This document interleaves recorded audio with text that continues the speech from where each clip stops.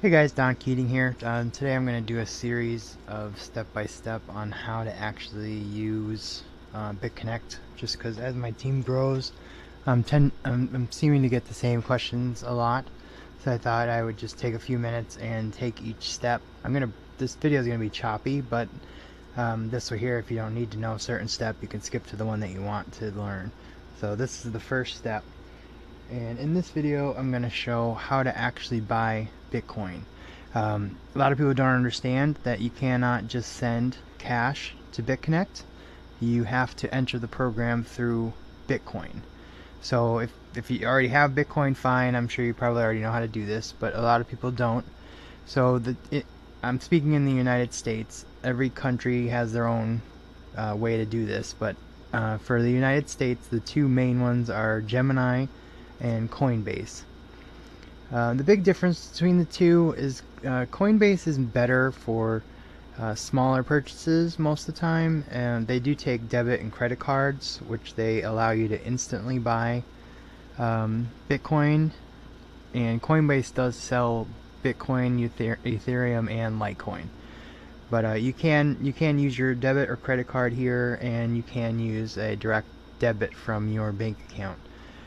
Setting these accounts up, it ranges from super easy to a little bit difficult. It just depends if you have all the information. They usually will require you to send them a copy of your license, and they will do a test deposit in your bank account, like it's a couple cents or something, and then when it shows up you just tell them what that was, and it'll access into the account. Coinbase starts you off at a small amount. I think it's 500 for credit and debit card purchases per day or per week, and I believe that they'll start you out with 5,000 per week on direct debits from your bank account. So if you're going to stand that limit, they're okay. This is where I first started, but I've moved over since to Gemini, and I'll go through that one next. But if you're going to use Coinbase, when you're in here, you come into this dashboard. You'll have to register for an account, fill out all that normal information, name, email, and all that. In your dashboard, you'll see Bitcoin. It'll say your US dollars, Litecoin, and Ethereum. If you're in here, you would you'd add your account, your bank account that you want to use, and your debit card or credit card. And when you're ready to actually buy Bitcoin, you would click buy or sell, and this is where it's going to list your credit card. This is your bank account. It'll say checking or savings or whatever, and then it'll say your if you wanted to use a credit card, and that's why it says instant here.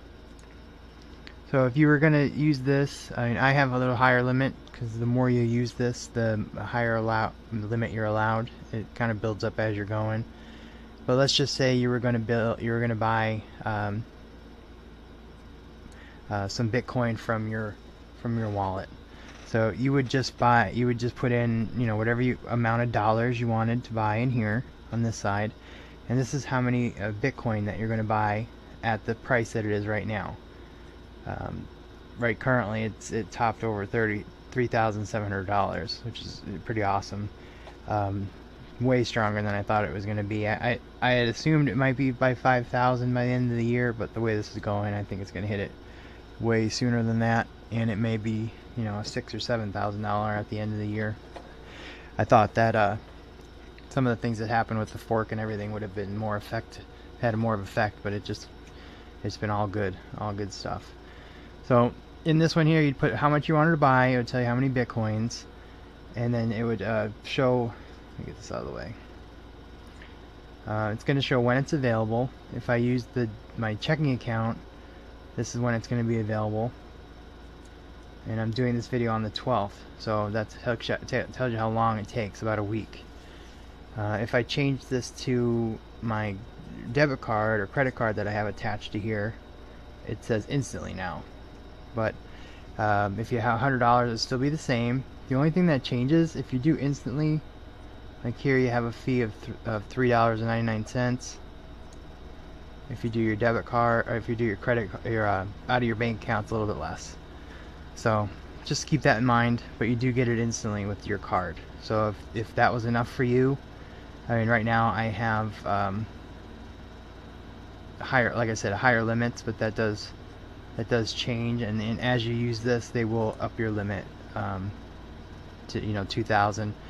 So you wouldn't be able to buy 2,000. You see the fee now by using your debit card.